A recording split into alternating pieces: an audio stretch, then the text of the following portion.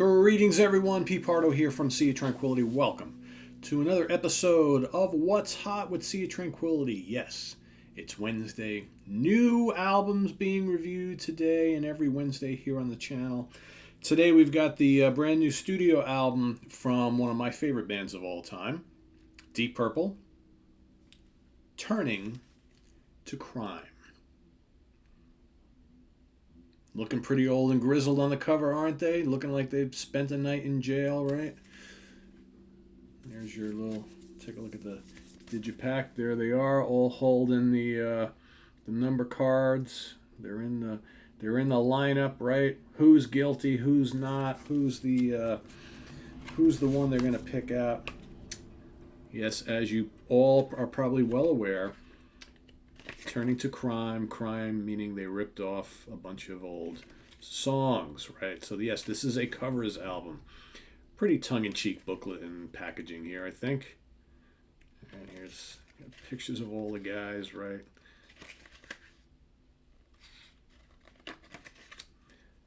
I think it's all, kind of well done and packaged. And like I said, very tongue-in-cheek, very humorous. As for the music, well, I think most of you know how I feel about covers albums. So you're probably thinking, well, Pete doesn't really like covers albums, but it's Deep Purple, so he's going to give him a pass. Well, I'm not so sure about that. Deep Purple for me have been on quite a run in recent years. They've been working with Bob Ezrin for their last handful of records. All three of them, well, three's not quite a handful, but pretty close. All three, in my opinion, really, really strong. They're on quite the roll with new original material over the last, close to a decade. And I was pumped and primed for another one. And then when I heard they were coming out with a new album, so quickly after the last one, I was like, that's working a little bit faster than they normally do. And then as you started to hear more information, we found that it was basically going to be a covers album. I was like, oh, man, not really what I wanted. But the world doesn't revolve around what Pete wants, right? So I was like, all right, that's fine. I'll just lower my expectations. And when it comes out, we'll see how it is. And, we'll see how it is. Well, I've had it now for a little bit. I've listened to it 5 or 6 times, and I think I have seen how it is, right? It's okay. This, unfortunately, as much as I love this band, this is like one of those releases that, I'll listen to the 5 or 6 or maybe 7 times, and then it'll go on the Deep Purple shelf all the way down in the corner. You guys can't really see it, but there it is down there. All the way by the Telecaster, all the way down the bottom. That is all Deep Purple, all right? Basically, I'm pretty sure that entire row is Deep Purple, save for a couple of maybe something else. I don't know, maybe Def Leppard or something else is down there as well. But, yeah, I mean, this is... Hey, they obviously had a great time doing this. You can tell. You can tell they had a blast. They're just trying to keep themselves busy during COVID. They all recorded their parts wherever they were. And they had fun with it. And some of this is fun. Right? I think my biggest beef is that, they chose some songs that are just like, why is Deep Purple covering some of this stuff? Right? But, again, we got Ian Gillan, Roger Glover, Ian Pace, Steve Morse, Don Airey, right? That's the crew that's been together for quite some time now. Let's go through the tracks. First one up is 7 and 7 Is by the band Love. Okay, really good 60s kind of psychedelic pop band. That's pretty good. It's a good song anyway, and I think they give it a nice kind of proggy, in a Deep Purple kind of way spin. Pretty cool, nice keyboards. Gillan sounds really good. Got some tasty guitars on it. I kind of dig that. That's pretty good. Next up, we got Rockin' Pneumonia and the Boogie Woogie Flu. Yeah, I'm not really digging that. I don't want to hear Deep Purple doing boogie woogie, barroom boogie stuff that just, bluesy, just not my thing. Again, they sound like they're having a blast. I can just skip over that time and time again. But, it is what it is. Deep Purple with horns and all this kind of stuff. It's not what I want to hear. Then they do the old Peter Green, Fleetwood Mac classic, Oh Well. That's pretty cool. That's pretty cool. It's kind of cool to hear Steve, ripping it up on the acoustic guitar and then switching over to electric and, getting those kind of greeny tones. I kind of dig this. That's pretty good. Good stuff. Then we've got an old Mitch Ryder and the Detroit Wheels song, Jenny Take a Ride. It's okay.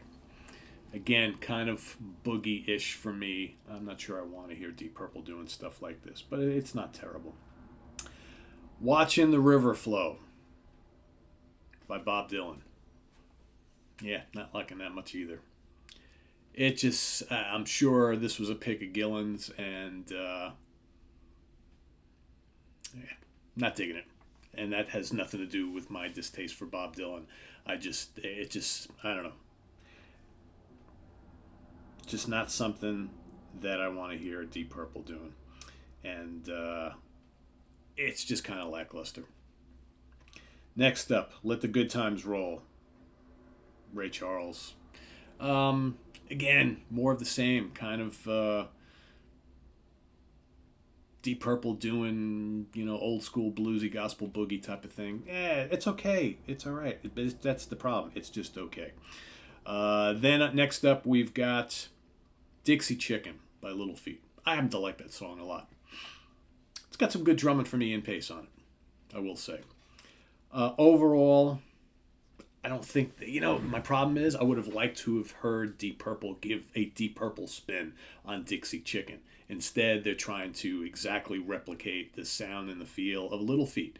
And quite frankly, Little Feat does Little Feat really, really well. Deep Purple trying to do Little Feat, I would have liked to have heard the big Deep Purple stamp on Dixie Chicken. Let's hear some roaring Hammond organ. Let's hear some scalding licks from Morse. Instead, it's like they're exactly trying to do the similar type of Southern fried, rock that Little Feat does. And that's Little Feat. I want to hear Deep Purple doing it, right? So it's okay. Like I said, it's not terrible. It's not terrible. Next up, we've got Shapes of Things by the Yardbirds. It's okay. Again, the song's been done before. And I would have liked this to be a little more aggressive. It's kind of laid back. I guess we had that rip-roaring Gary Moore version of it back in the 80s, man. I guess I was wanting a little something else.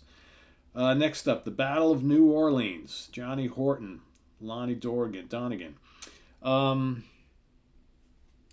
more bluesy boogie type stuff. It just doesn't do anything for me. Lucifer, an old Bob Seger song. That's pretty good.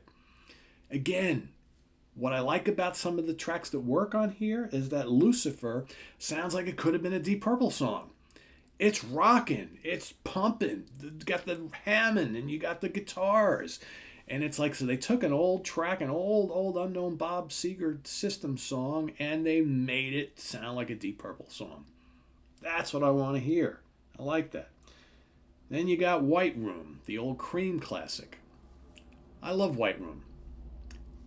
I think they do a pretty good job of it. But again, they don't really do anything different with it. And again, they pick a song that's been done by just about everybody. Why not pick another Cream song that hasn't been done a million times by other bands? I don't know, but it's pretty good. It's pretty good. More sounds great on it. Love it.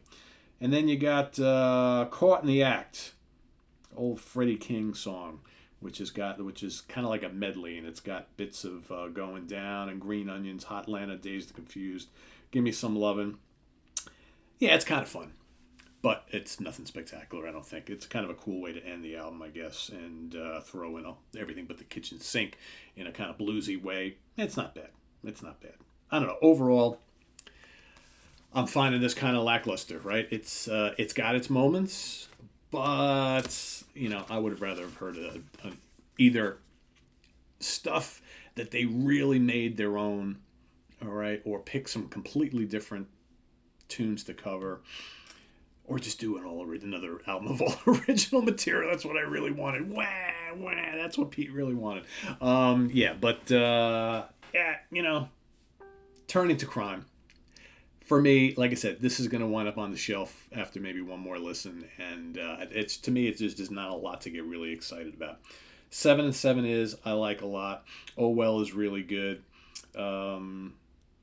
Dixie Chicken's okay. Lucifer's quite good. White Room is pretty good. Caught in the Act is pretty good. Most of the rest I can just, if I never heard again, I wouldn't notch anything on the Richter scale for me. I wouldn't lose any sleep over it. But, hey, you know what? I'm happy they pumped this out. They had a little fun with it. Most people I have either talked to have heard it, or things that I've read on the internet. People either like it, it's a lot of fun, or they absolutely hate it. So I don't hate it. I certainly don't love it. I'm somewhere in between. Could I have done without it? Sure.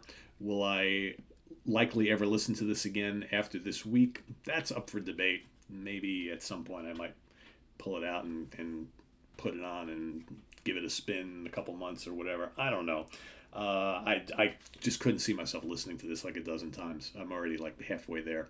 So if I had to rate it at my 0 to 5 ranking, 2.5, maybe 3 if I'm feeling a little generous. Like I said, it's not for lack of trying, because I love these guys, and half of it is kind of okay, kind of fun. The other half doesn't do a thing for me. But, I love them anyway.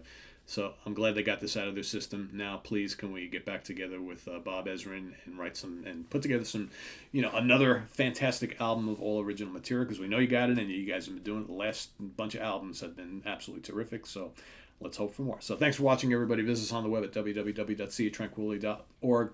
We're on Facebook. We're on Twitter. Of course, we're here on YouTube all the damn time. Let us know what you think of this album down below. If you love it, hey, that's great. That's cool. I can totally see people really digging this. If you hate it, that's fine too, right? Because, hey, everybody hears these things differently. Everybody appreciates or doesn't appreciate things in a different way. So put it all in the comments below. If you love it because it's purple, great. If you love purple but don't like it, great. If you're not a Deep Purple fan but you love this, great. If you just love it because you love it, great. I am Pete Pardo. Thanks for watching. Visit us on the web at www.seaoftranquility.org. We're on Facebook. We're on Twitter. Of course, we're here on YouTube all the damn time. Please subscribe if you haven't already, and click on that notification bell. And we got the link to our Ko-Fi page below, as well as the link to our merch page with all sorts of cool stuff. Order now. Get it in time by the holidays. And we are running a sale there on the website, so please check that out.